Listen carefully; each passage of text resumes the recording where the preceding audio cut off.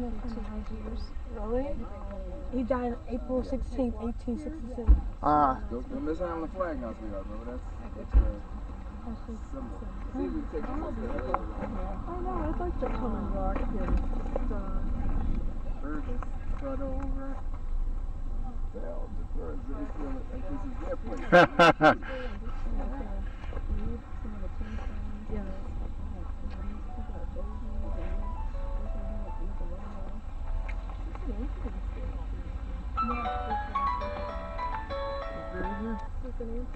Hey, Ben.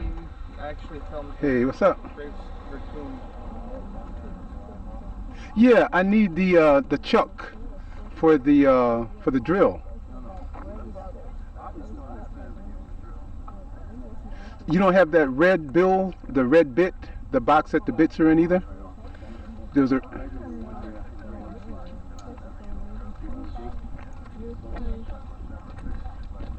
Hello. Hi. Okay. All right. A couple more people who are parking. Okay. Well, I've got one. I'll just have to get another one. All right, I'm in a meeting right now, so I'll talk to you later, okay? Okay. All right, bye-bye. Go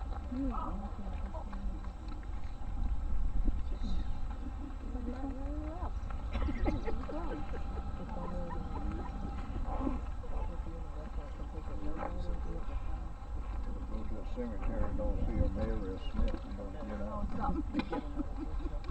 And that's the truth. That's like the guys used to say, went back in the Great Depression, coming to a town and you didn't see it.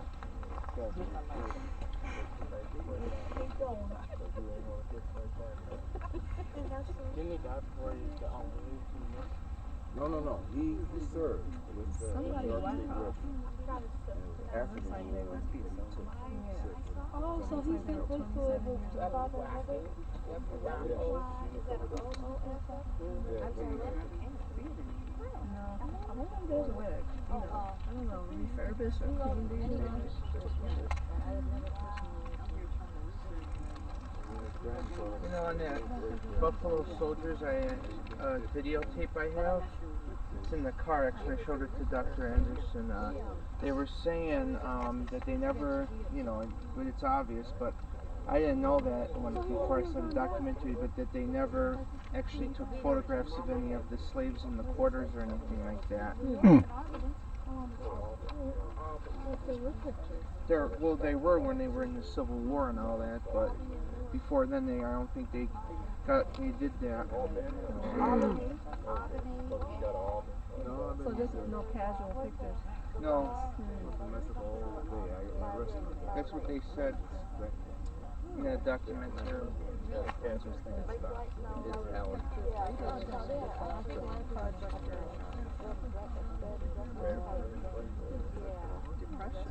Great Depression, you mean?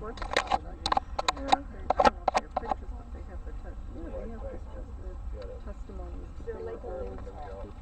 You mean the audio? Oh, you mean of the slaves from the 30s? They were older than. Yeah, they were like old men in the 30s. Yeah, they did I forgot what it was called, but they audio taped the slaves when they were very old in the 1930s. It's part of the Public Works project from the Depression. Doing Black History, I think Oprah and other celebrities put it on PBS. Oh, no, I found it. It's in Library of Congress. It's a whole collection of. Girl, who you telling? He's got a story about Mostly they're transcripts. Nasty Nathan. They had No people good go nap. out That's what that was. and they paid them. What's that? Oh, that's bugging you? Okay, it looks like we have the group that we need to conduct this part of our activity. I'm going to instruct you. And we are gathered in fabled Mount Hope Cemetery.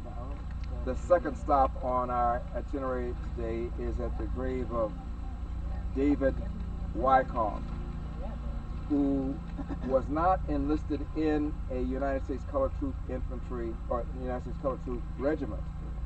but nonetheless had an eye, a zeal, a determination to strike a blow for freedom. And I'd like Ms. Ruth Nolte, if she would, to share what she has come up with, she being the chief researcher on the military figures buried here. Nolte. Thank you. David's mother and father came here very early on. His mother was very light complected, probably a mulatto. His father was very religious and was very active in the community in a number of organizations trying to get the right of vote for African American men. David was their only child, and he passed as a white person. He attended school at the first high school here in Rochester, New York, and graduated. He worked throughout his youth on many jobs, painting fences, anything that he could find to do, because his father became increasingly ill and unable to work. So shortly after his graduation from school, in which his name, actually I found a program with his name listed on it, he gave a slight 5-minute talk in German. German. He enlisted, I say he passed for white, so he enlisted in the 108th New York Regiment, which was the second regiment that left from Rochester to serve in the Civil War. He was a very intelligent young man, and even though he enlisted as a private, he was immediately promoted, even before they left the city. We don't know a lot about his military career. He's obviously served in some battles, but one night on picket duty, he came down with a very bad cold, and it just continued to worsen. He was sent to a hospital, the Corps Hospital, and then he was eventually moved to another hospital and ended up in a hospital in Washington, D.C. He ended up with an inflammation in his eyes, and they tried to operate to restore his sight. And if you know anything about medical history, back in the 1860s, and you imagine having an operation on your eye, I just can't even fathom it. But he ended up losing his eyesight. He wrote many letters home, and not only when he was able to see, but he dictated them to his nurses, who sent him home to his mother and father. His mother and father actually never saw him again. He spent almost 2 years in the hospital. He was in the hospital when the war ended in 1865, and he remained there because there were no funds to send him home. So he died in Washington, D.C., and the 108th New York had his body shipped back to Rochester and had him buried here amongst much fanfare. The whole 108th New York Regiment, all white people, came to attend the funeral, and obviously his family and neighbors. I think that he was a very intelligent and determined young man. He's well respected by everyone that served with him. They wrote many letters about his fine duty and what an outstanding person that he was. So that's kind of the story of David Wyckoff. Unfortunately, it did not have a happy ending, but he served well and deserves our recognition and to be in our numbers. Any indication of what happened once they found out he was of African hue? Well, I have talked. There is a reenactment regiment of the 108th here, and they are aware of his background, and they believe, and I'm sure that some people in the regiment knew of his background, but said nothing. For example, there is a colonel of the United States Colored Troops named Horace McGuire. He was a graduate of the University of Rochester. He was also in the same class in high school that David Wyckoff was in, and they were both on the speaking program that I mentioned to you. So it just goes to reason that Horace McGuire probably knew something about his background, as probably did other people. I was almost brought his picture today. At the last minute I said, well, David's probably not going to speak about him, but he was a very, very handsome young man. Thank you. To add on about the company that he was in, Company F of the 108th New York Frontier. It was also the same regiment as Francis E. Pierce, who was a commander, who became commissioned as a commander major. Excellent. Pierce would ask for and get a transfer to a colored regiment. Pierce worked in the newspaper office run by Frederick Douglass. Assisted, in fact, one reference says that he taught Rosetta to set type. Rosetta being the eldest child of the Douglasses. So we're connected in so many ways. It's shameful that we don't do more with it. And again, the challenge, which we'll repeat when we get to the other site, is that we must, each one of us, ask that. It's probably an old lady. Excuse me. It's probably a mature lady. Seasoned. Yeah. About the generation that she was raised in, so that can get you to the generation that her folks were raised in, so that can get you to the generation and on back. Not just to drag up the old stuff, but we want to drag in. We want to revive us in terms of the stuff that made men of principle, principle behavior, who could recognize women of high quality. Oh, okay. Because they had to have that instruction, that nurturing going along with showing all that testosterone or whatever it is. What is it we show? Is it testosterone? I don't know. And show off. Okay, anyhow, Takara Newsom is with us. She and her colleagues here are from School Without Walls, which really buoys me up. You have a letter we think was probably penned for this young man. Would you read it to us, please? He sent this to his mother and father right before he died in the hospital with the nurse. Dear father and mother, it is with the utmost sadness that I prepare, with the help of a kind nurse, what will no doubt be my last communication to you. A short time ago, I learned of a visit to be made to me by a group of Rochester citizens, by which I intend to send this letter. Meeting them will not be easy for me, as my strength is all but gone, nor will it be easy for me to see me, not as I once was, but as I have become. You must remember me, dear parents, as I was on that proud day when I left Rochester with the 108th in 1862.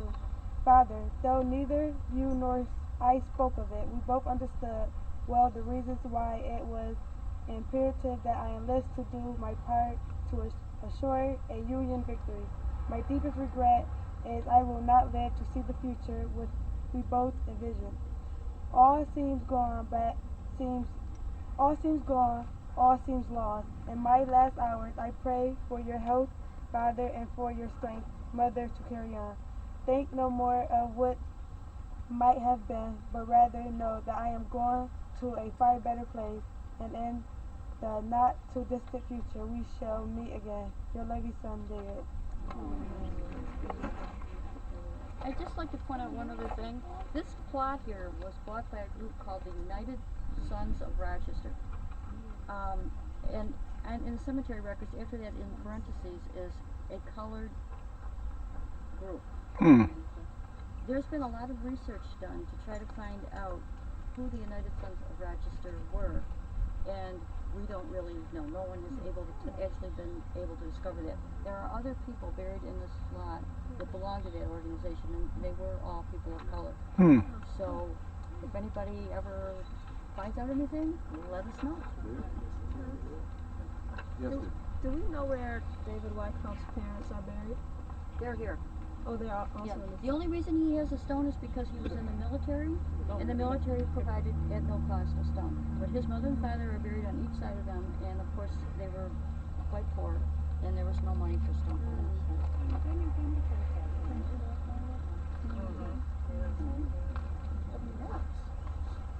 If there are no further comments or questions, we will now ask our young friends from School Without Walls to place a flag in the appropriate place in honor of this soldier. Unfurl it.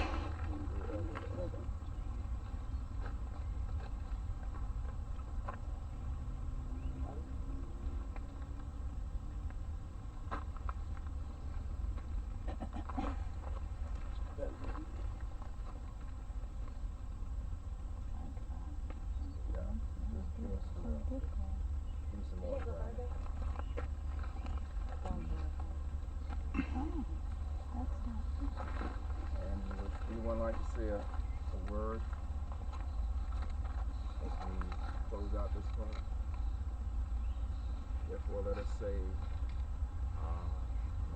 Amen. we will now, we go in our vehicles and go straight down Grove Avenue to the end. You will see the fireman's monument on the left, but a little smaller one, straight ahead almost to the cliffs. You will see the Grand Army Republic monument. Park along there and we will reassemble and treat the rest of our soldiers.